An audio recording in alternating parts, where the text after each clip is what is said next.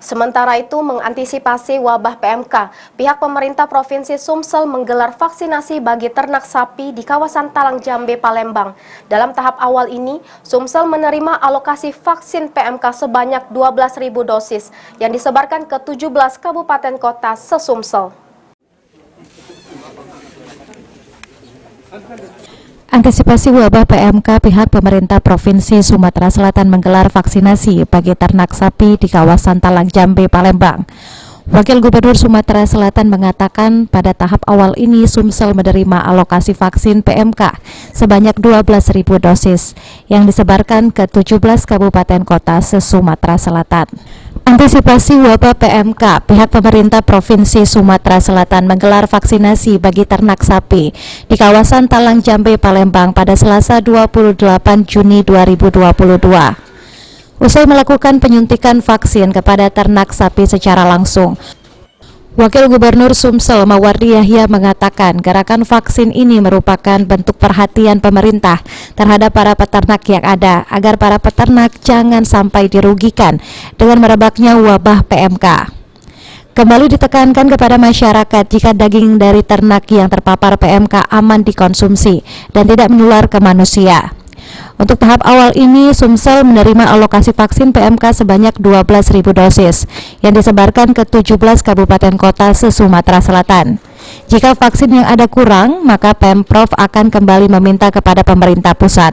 Pedulinya terhadap para petani-petani ternak kita, supaya kita mengharapkan peternak-peternak kita jangan sampai dirugikan oleh adanya wabah penyakit ini, penyakit mulut dan kuku. Tadi sudah disampaikan oleh Kepala Dinas, yaitu Ketahanan Pangan dan Peternakan, memang kalau dikonsumsi mungkin tidak mempengaruhi dengan mungkin kesehatan ya manusia. Tapi kalau bagi petani, karena itu merupakan penyakit, tentunya nilai jualnya akan turun. Maka sebab itu kita berupaya memberantas penyakit mulut dan kuku bagi peternak petani kita yang ada di Sumatera Selatan. Berapa banyak Pak vaksin? Berapa banyak dosis Pak? Kita 12.000 sekarang, baru 12.000 sekarang. Insya Allah nantinya kita ini laksanakan dulu, toh kalau memang nanti masih dibutuhkan lagi akan kita pintakan lagi ke pemerintah pusat.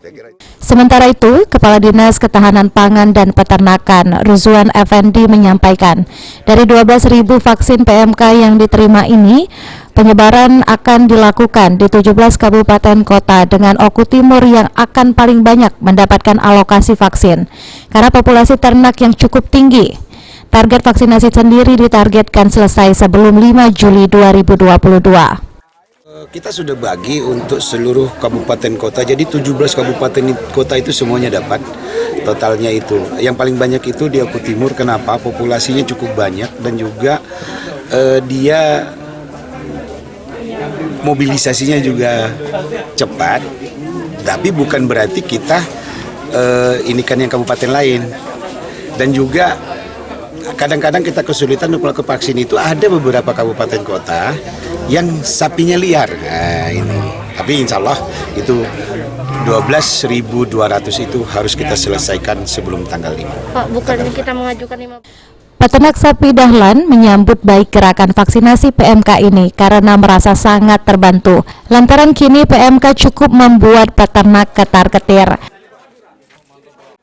Terima kasih juga dengan pemerintah Sumatera Selatan karena kita diambil sampel kan. Kami juga nggak nyangka karena baru 2 hari yang lalu katanya mau diadakan vaksinasi dan baru setengah 7 tadi malam kepastiannya.